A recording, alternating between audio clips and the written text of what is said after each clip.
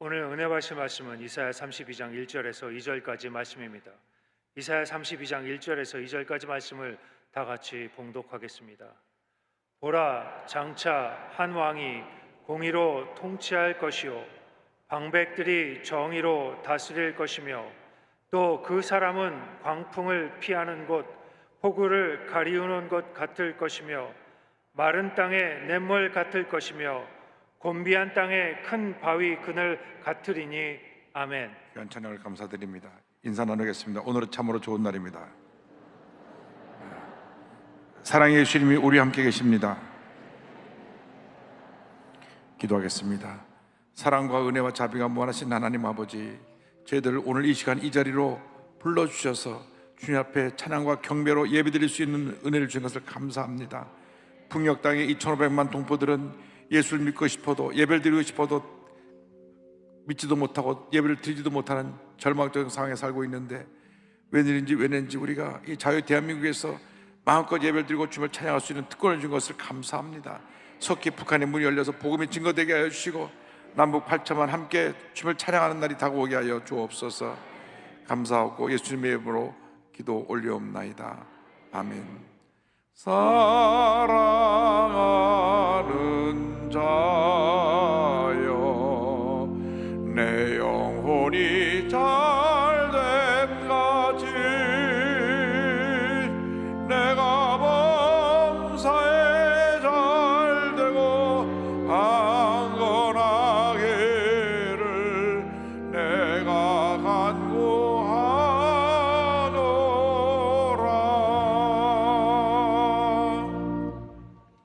오늘 이사야서 32장 1절 2절 말씀을 본문으로 하여서 의로 다스릴 왕이었던 제목으로 함께 말씀을 나누기 원합니다. 제목 한번 따라해 주세요. 의로 다스릴 왕, 의로 다스릴 왕. 성탄절이 두 주 앞으로 다가왔습니다. 갈등과 다툼이 끊임없는 이 세상에 주님께서 참된 평화를 주시기 위해서 이 땅에 오셨습니다. 예수님 평화의 왕으로 오신 것입니다. 평화의 왕으로 오셨고 동시에 흑암의 권세를 물리치시고 심판하시는 공의의 왕으로도 오셨습니다. 이사야 32장 1절을 말씀합니다. 보라, 장차 한 왕이 공의로 통치할 것이요 방백들이 정의로 다스릴 것이며, 이사야 11장 4절 5절입니다. 공의로 가난한 자를 심판하며 정죄로 세상의 겸손한 자를 판단할 것이며, 그의 입에 막대기로 세상을 치며 그 입술의 기운으로 악인을 죽일 것이며, 공의로 그의 허리띠를 삼으며 성실로 그의 몸에 띠를 삼으리라. 예수님이 오셔서 가난하고 겸손한 자들에게는 주의 사랑을 베푸시고, 교만하고 악한 자들에게는 하나님의 주님의 심판이 임하게 될 것입니다. 그래서 성경을 보면 우리들이 악인들이 날뛰는 것에 대해서 원망 불평할 것이 없습니다. 이미 그들의 운명은 결정되어 있습니다. 시편 전체에 서론이 되는 1편 1절 1편 6절에 무릇 의인들에게는 야훼께서 인정하시나 악인들에게는 망하리로다, 이렇게 말씀되어 있습니다. 예수를 믿는 우리 주님의 백성들의 길은 하나님께서 인정하시고 복주시고 함께 하실 것이며, 주님을 대적하고 교회를 회파하는 모든 악인들은 하나님께서 멸하실 것입니다. 그들의 삶은 망하게 될 것입니다. 우리는 한평생 주님을 섬기며 의인의 길로 가는 주님의 복된 자녀들이 되어야 할 것입니다. 오늘 이사야 32장 2절에 예수님이 어떠한 모습으로 오실 것인가 네 가지로 말씀을 하고 있습니다. 첫째로 주님은 광풍을 피하는 곳이 되신다고 말씀합니다. 32장 2절에 또 그 사람은 광풍을 피하는 것, 폭우를 가리우는 것 같을 것이며 라고 말씀합니다. 광야길 같은 세상을 살아가는 동안 때때로 우리에게 광풍이 몰아닥칩니다. 미국의 중서부에 가끔 이 토네이도라고 하는 큰 태풍이 부는데 시속 180km입니다. 그 근처에는 모든 집이고 뭐고 다 휩쓸려 들어가서 날아 올라가고 막대한 재산 피해, 인명 피해를 입히는 토네이도가 오늘 같은 현대문명이 발전된 또 세계에서 제일 잘 산다고 하는 미국에도 저 한번 토네이도가 불면 속수무책으로 피해를 입게 되는 것입니다. 우리 인간이 모든 걸 다 아는 것 같아도 우리 인간의 힘은 한계가 있습니다. 우리 인간이 할 수 없는 것 중 또 하나가 뭐냐면 미래에 어떠한 일이 다가올지 모른다고 하는 것입니다. 미래는 하나님의 주권에 속한 것입니다. 그래서 우리가 오늘 예수 잘 믿는 것이 제일 중요합니다. 주님은 우리에게 들어오는 광풍을 막아주시고 우리를 보호해 주시는 참으로 좋으신 주님이 되십니다. 인생을 살다 보면 시련의 광풍이 불어옵니다. 환난의 광풍이 불어옵니다. 질병의 광풍이 불어옵니다. 정신 못 차리게 광풍이 불어와서 사업이 무너지고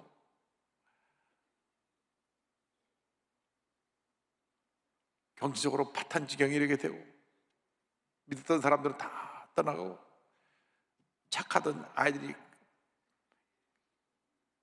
좋지 않은 친구 만나갖고 삐뚤어져 나가고 부모에게 대적하고 집 나가고 건강하던 몸이 갑자기 아파서 병원에 가보니까 아이고 왜 이렇게 늦게 오셨습니까? 암 말기입니다. 이런 청천벽력 같은 소식을 듣게 되고 이런 광풍이 불어옵니다. 광풍이 불어오는데 사람들은 그런 문제와 어려움을 만나면은 문제를 해결해 보려고 어느 무당에게 가면 무당이 다 문제를 알아맞히고 해결해 준다 하더라. 용한 무당을 찾아가기도 하고 점쟁이를 찾아가기도 하지만 어떤 무당도 어떤 점쟁이도 우리에게 다가오는 환난의 광풍을 해결할 수가 없습니다. 모든 문제 해결은 온 인류의 구세주가 되시는 예수 그리스도만이 해결해 줄 수 있는 것입니다. 예수님만이 모든 문제 해결자가 되신다는 사실을 믿으시길 바랍니다. 그래서 예수님께서 제자들에게 말씀하셨습니다. 요한복음 14장 1절입니다.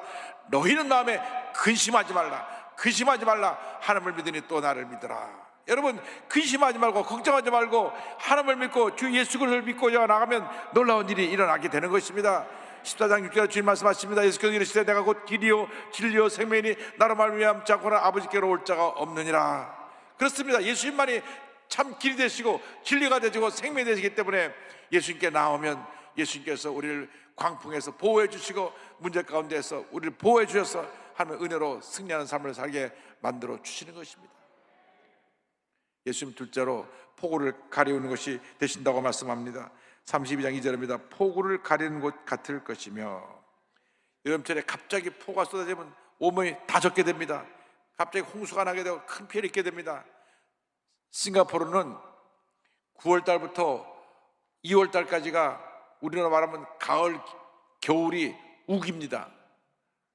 그래서 시도 때도 없이 비가 쏟아지는데 한 두세 시간 막 폭우가 쏟아지고 멈춥니다. 그래서 싱가포르 여행하려면 우산을 갖고 다녀야 되는데 그 나라 사람들은 늘 그때 우기를 맞기 때문에 가다가 비를 맞아도 그냥 비를 맞고 갑니다. 흠뻑 젖게 되는 것입니다. 예기치 않은 폭우가 쏟아집니다. 지난 3년 동안 코로나19라고 하는 폭우가 쏟아졌습니다. 온 세계 사람이 코로나19에 젖어가지고 정말로 너무나 힘들고 어려운 시간을 보냈습니다. 경제적으로 너무나 어렵고 또 많은 사람이 코로나19로 고통을 겪어야 됐고 여행도 제한됐고 모이는 것도 제한됐고 지난 3년 동안 이 코로나19라는 폭우 때문에 얼마나 피가 많았는지. 지금도 코로나19가 끝난 건 아닌데 이제 이러다 보니까 그냥 가자. 그래서 아마 이제 마스크도 곧 벗고 그냥 가게 될 것 같습니다.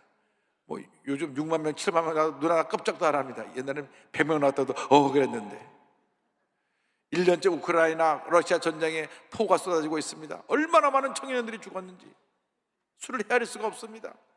젊은 청년들이 죽었으니 그 부모님의 마음 어떻겠습니까? 또 젊은 청년들이 죽었으니 그 젊은 부인들은 어떻게 하겠습니까? 1,000만 명이 넘는 사람들이 피난민이 돼서 이웃나라에 가서 난민 생활하고 있습니다. 이 폭우가 그쳐야 됩니다. 주여 우리를 불쌍히 여겨주셔서 이 폭우가 멈추게 하여 주옵소서. 코로나19가 멈추게 하여 주시고 우크라이나 전쟁이 멈추게 하여 주옵소서. 세계 곡창지대인 우크라이나에 전쟁이 일어나니까 곡물가가 뛰니까 모든 물가가 뛰고 경제적인 어려움이 다가와서 말로 다 표현할 수가 없습니다. 한국에는 끊임없이 시위가 일어나서 여기도 데모고 또 저기도 데모고 길이 막히고 지하철이 막히고 너무나 많은 고통을 겪고 있습니다.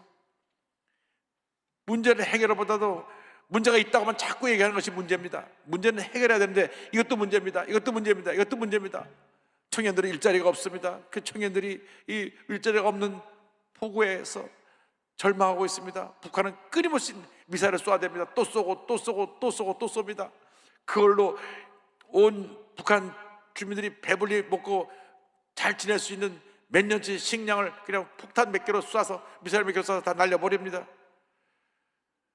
이런 환란의 폭우 속에 우리를 보호해주실 분은 평화의 왕으로 오신 예수님 한 분밖에 없습니다. 예수님 오실 때 우리를 포구에서 보호해 주시고 참된 평화를 우리에게 선물로 주시는 것입니다. 주님이 탄생하셨을 때 천군 천사가 이와 찬양했습니다. 저 기 높은 곳에서는 하나님께 영광이요 땅에서는 하나님 기뻐하심을 입은 사람들 중에 평화로다 하니라. 누가복음 2장 14절 말씀입니다.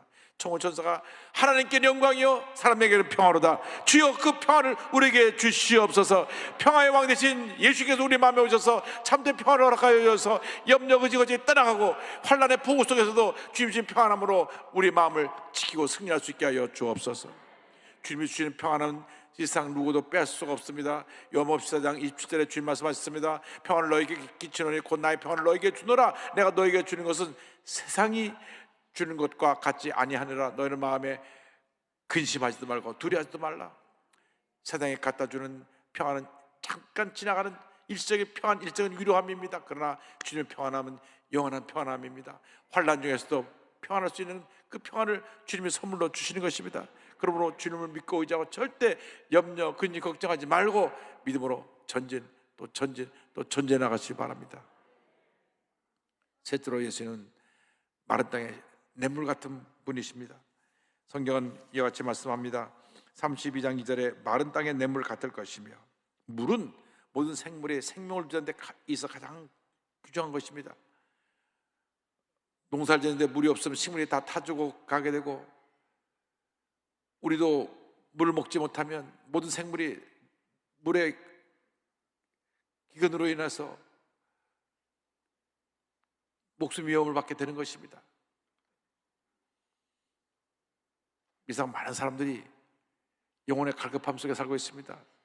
진짜로 우리에게 큰 문제는 이러한 육신의 물의 문제가 아니라 영혼의 생수가 메마르고 있다고 하는 것입니다.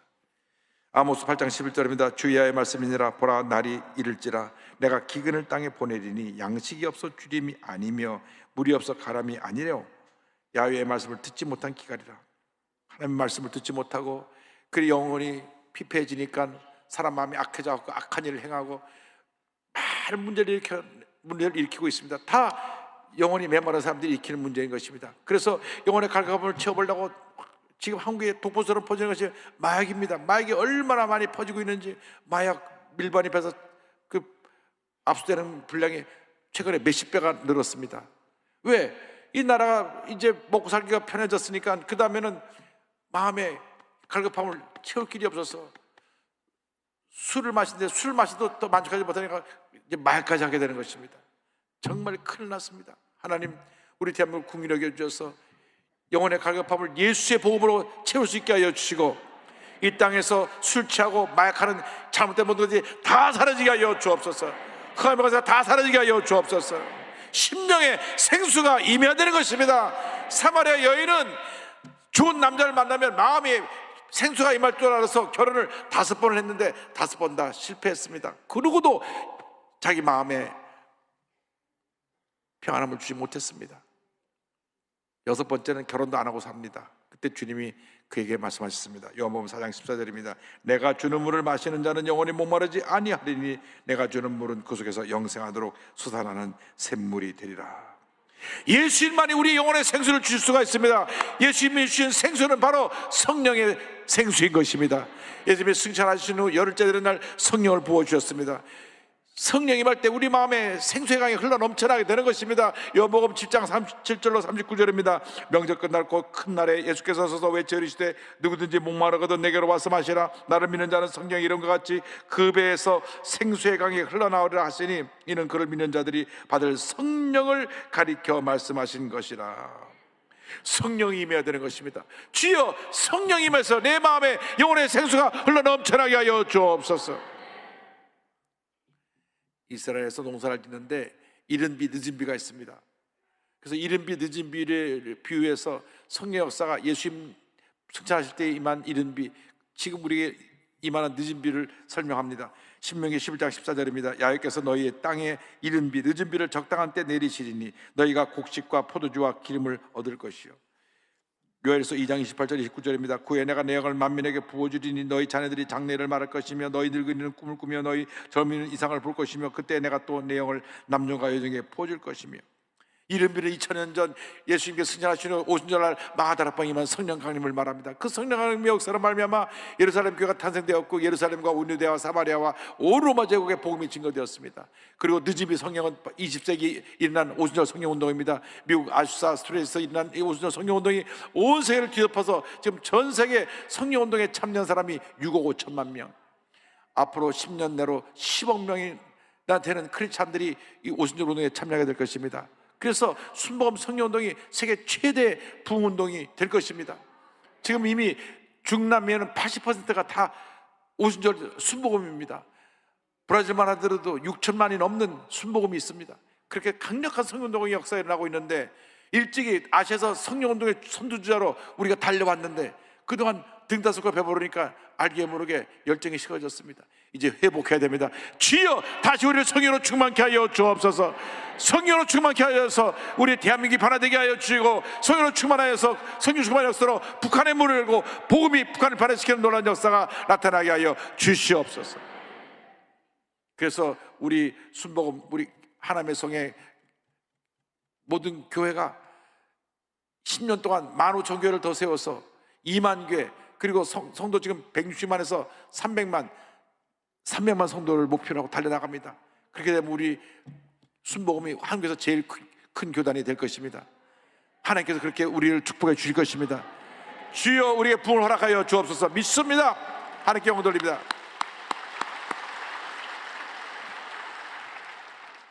에베소 5장 18절입니다. 술 취하지 말라. 이는 방탕한 것이니 오직 성령으로 충만함을 받으라.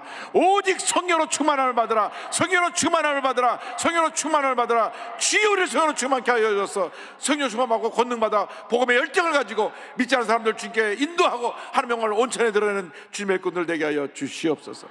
신앙의 열정을 회복할 수 하게 되기를 바랍니다. 예수님은 넷째로 곤고한 땅에 큰 바위 그늘이 되십니다. 32장 2절입니다. 곤비한 땅에 큰 바위 그늘 같으리니, 곤비한 땅이라는 것은, 곤비하다는 것은 피곤하고 지쳤다고 하는 것입니다. 광야 같은 삶은 피곤하고 지친 삶입니다. 가도 어디 쉴 곳이 없고 메마른 땅에, 그리고 어디에 하거나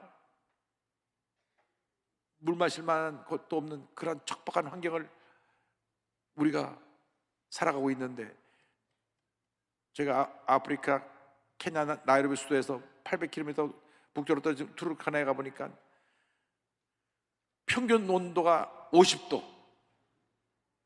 그 바닥에는 저 가시가 긴 그 가시 떨기만 있고, 그리고 그 사막의 모래 위에는 전갈이 부분 전갈이 다니고 독사가 다니고, 이것이 그 척박한 땅의 모습입니다. 그런 땅에 우리 이면진 선교사님이 가셔서 교회를 세워주고 학교를 세우셔서 그것이 주의 복음으로 변화가 되었습니다. 지금 우리에게 성령의 담비가 임해서 그러한 척박한 환경 속에 있는 그 저들에게 복음이 증거되고 하나님의 역사가 나타나야 되는 것입니다. 처음 시작한 교회가 저 나무 그늘 교회입니다. 나무 그늘 아래서 예배를 드린 것이 교회인데, 그 습도가 높지 않기 때문에 나무 그늘 만들어가면 시원합니다. 저기서 교회가 시작됐습니다. 예수님은 이 사막 가운데 큰 바위가 되셔서 바위 그늘 밑에 들어가기만 하면 우리가 쉼을 얻게 되는 것입니다. 주님께서 우리를 부르고 계십니다. 마태복음 11장 28절 29절입니다. 수고하고 무거운 짐진 자들아 다 내게로 오라. 내가 너희를 쉬게 하리라. 나는 마음이 온유하고 겸손하니 나의 멍에를 메고 내게 배우라. 그리하면 너희 마음이 쉼을 얻으리니. 예수님의 십자가 그늘 안에서 쉼을 얻는 여러분 모두가 되기를 주님으로 축원합니다. 인생길이 피곤하고 힘들고 때때로 너무 우리를 지치게 합니다. 지난 3년 동안 코로나19로 인해서 영세 소상인들 조그만 가게를 갖고 운영하신 분들은 얼마나 힘든 시간을 보낸지 모릅니다. 가게 문을 열어도 오는 사람도 없고, 매달 내야 될 고지서들은 날라 들어오고, 아이들을 돌봐야 되고, 또 써야 될 돈은 많이 필요한데 수입은 없고, 그 절망의 사막 같은 환경을 지나왔습니다. 그럼에도 불구하고 주님이 지키시고 보호해주셔서 오늘 여기까지 왔습니다. 주님이 우리 함께 하십니다. 여러분을 돌보십니다. 여러분이 어떻게 힘들고 어려도 주님이 함께 해주셔서 여러분의 다 그늘이 되어주셔서 우리를 환난의 떼약볕에서 지키시고 보호해 주시는 것입니다. 주님의 십자가 그늘 아래서 참된 평안함을 얻는 여러분 모두 되기를 바랍니다. 미국 매사추세츠의 힝햄이라는 곳에 태어나신 윌리엄 쿠싱 목사님에 대한 말씀으로 오늘 말씀을 마무리합니다. 기독교 가정에 자라나서 신학 공무원의 목사 안수를 받고 뉴욕에서 조금 떨어진 시얼스버그라는 곳에 시골에 교회에 부임했습니다. 첫 사역을 그곳에서 시작한 우리 목사님이 그곳에서 리아 프로프라고 하는 믿음 좋은 자매를 만나서 결혼해서 행복한 결혼 생활을 하며 교회를 섬기다가 이제 좀 우리가 큰 곳에 가서 사역을 하자. 그래서 뉴욕 브루클린으로 옮겨서 사역을 하게 되었습니다. 도시로 오니까 일도 많고 또 목회가 많이 힘들었습니다. 그런데 어느 날부터 그 아내가 시름시름 앓기 시작합니다. 병명도 모르겠고 알아서 자꾸 눕습니다. 그게 보니까 내성적인 아내가 말도 못하고 힘들고 그런데도 고생하면서 살림하랴, 목사님 뒤에서 목회사역을 도우랴, 몸과 마음이 지쳐갖고 몸에 병이 온 거예요. 이렇게 있다가는 집사람이 이 병으로 말미암아 곧 죽겠구나. 그래서 도시에서의 목회를 접고 본인들이 처음 만나서 결혼하고 목회를 시작했던 시얼스버그로 갑니다. 마침 그 시골에서 본인을 초청한 곳이 있어서 그곳에 가서 사역을 시작하는데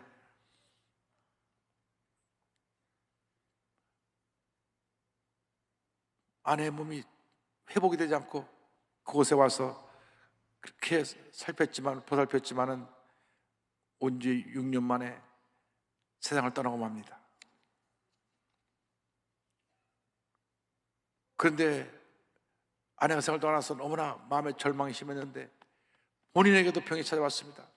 본인이 너무나 아내를 신경 쓰고 또 목회 신경 쓰고 하다 보니까 몸에 병이 왔는데 크리핑 패럴리시스라고 하는 다발성 경화증, 몸 전체가 이게 약화되면서 마비가 되는 병입니다.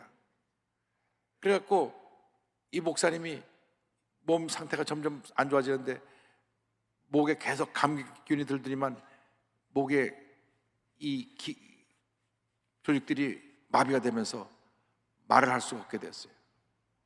목사님이 말을 못하니까 교회를 사임하고 내려오게 되었습니다. 그래서 목사님이 하나님께 엎드려 울면서 아내도 잃고 자기 목소리마저 잃어버려서 하나님께 이런 원망죄 기도를 합니다. 주님의 뜻은 어디에 있습니까? 저를 이 땅에 태어나게 하신 이유가 있기나 한 것입니까? 사랑하는 아내도 데려가셨으니 차라리 저의 목숨도 거두어 주십시오. 말도 못하는 이 병신 같은 육신을 데려가 주십시오. 이 모든 것을 포기하고 절망 가운데 어느 날 주님이 찾아오셨습니다. 말씀하셨습니다. 너는 내 것이라 말 못하는 입술도 병든 내 몸도 모두 내 것이라.